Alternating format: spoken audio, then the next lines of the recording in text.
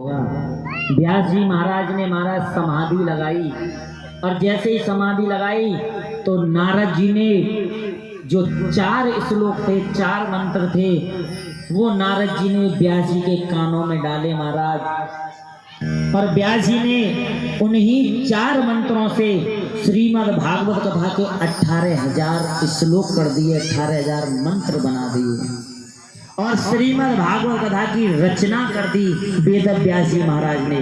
बोलिए श्रीमद् भागवत महापुराण की जय जय श्री राधे।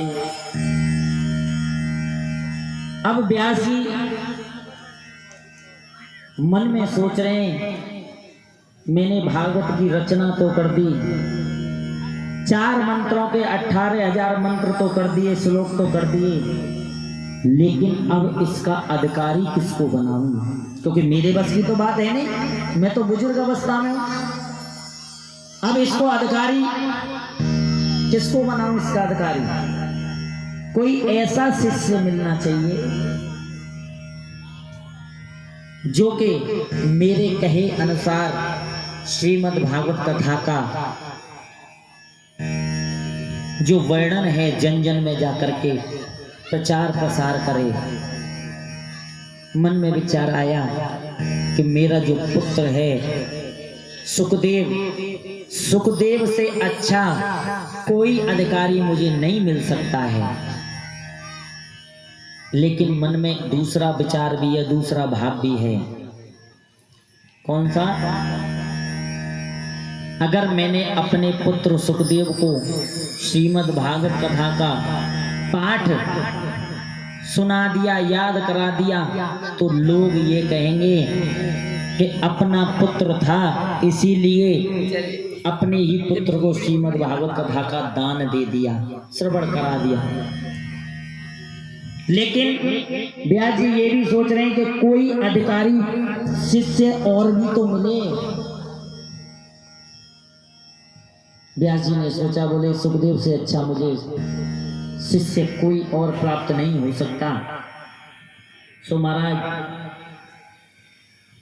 व्यास जी महाराज ने अपने शिष्य को बुलाया और उसको एक आधा श्लोक याद कराने के लिए दिया और कहा, बोले जाओ आप इस आधे श्लोक को श्री सुखदेव जी के पास जाकर के गाना।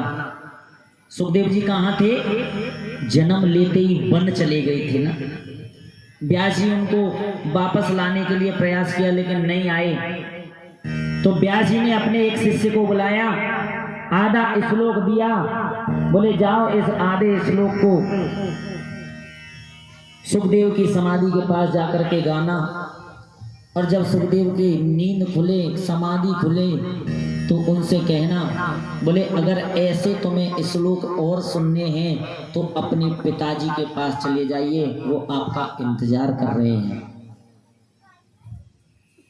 बोले बांके बिहारी लाल की जय, जय जय श्री राधे श्याम। शिष्य को आधा श्लोक याद कराया। कौन सा श्लोक?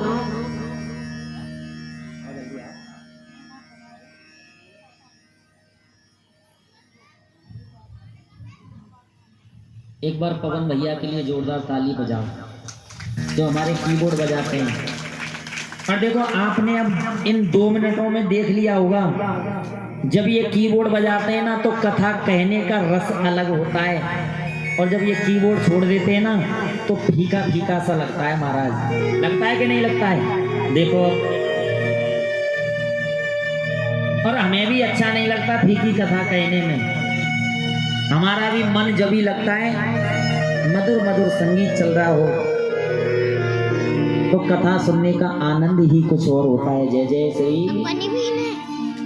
आधा श्लोक सुनाया, शिष्य को याद कराया और कह दिया कि जाओ सुखदेव के पास जाकर के सुनाओ। कौन सा श्लोक?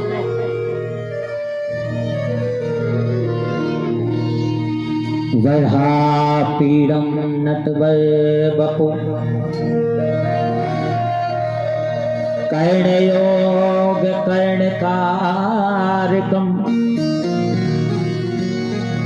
विभद्रवासः कनक कपिसम वैजयंती चमालयम्।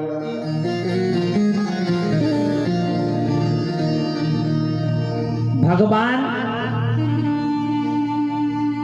मानव जीवन के कल्याण के लिए क्या बन करके आए? वरहा पीड़म।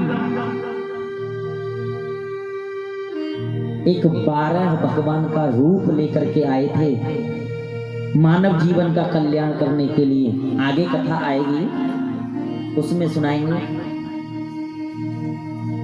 वरहा पीड़म नट वर बपु। भगवान कन्हैया कैसी लीला करते हैं आपने देखा होगा बाजारों में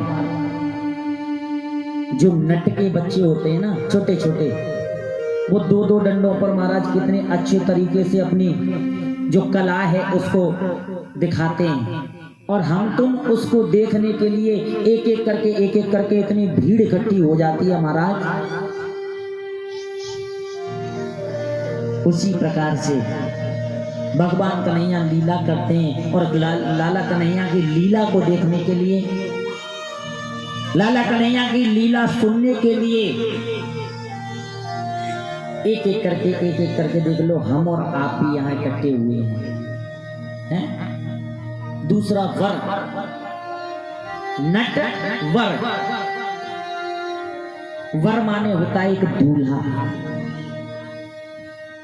मान लो हमारे नगर में या हमारे रोड पे होकर के कोई बारात जा रही हो तो मैया बहनों को बड़ा आनंद आता है दूल्हा देखने में। हाँ, बड़े मन में ये आकांक्षा होती है, मन में बड़ा भाव होता है, बोले चलो लाली की बारात आ रही है, चलो चल के दूल्हा तो देखो कैसो है। हाँ, पर देखो इनका भाव एक और भी है। कौन सा? दूल्हा चाहे एक आंख ते काड़ो चोना होए,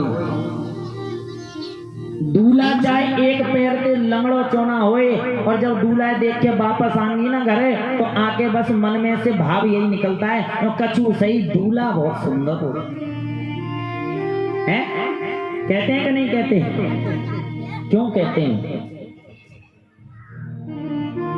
और देखो अगर जगह ना मिले ना कहूँ दूल्हा देख ले तो महाराज अपने अपने छजलीन पे और चढ़ जाएं, माथे और देखें दुल्हन ने हैं। इनका बड़ा भाव होता है। क्यों? क्योंकि जो दूल्हा होता है ना वो स्वयं नारायण के स्वरूप होता है, और जो कन्या होती है ना वो एक लक्ष्मी स्वरूप होती है। इसीलिए अगर रिश्तेदारी में पता चल जाए कि बा बहन की छोरी की शादी है तो घरे चाहे पति देव से लड़ना पड़े, चाहे सास ससुरन से लड़ना पड़े, ब्याह में जरूर जाऊंगी। क्यों?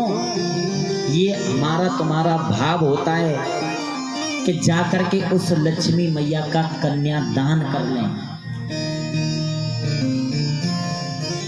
ये भाव है बस, और कुछ नहीं।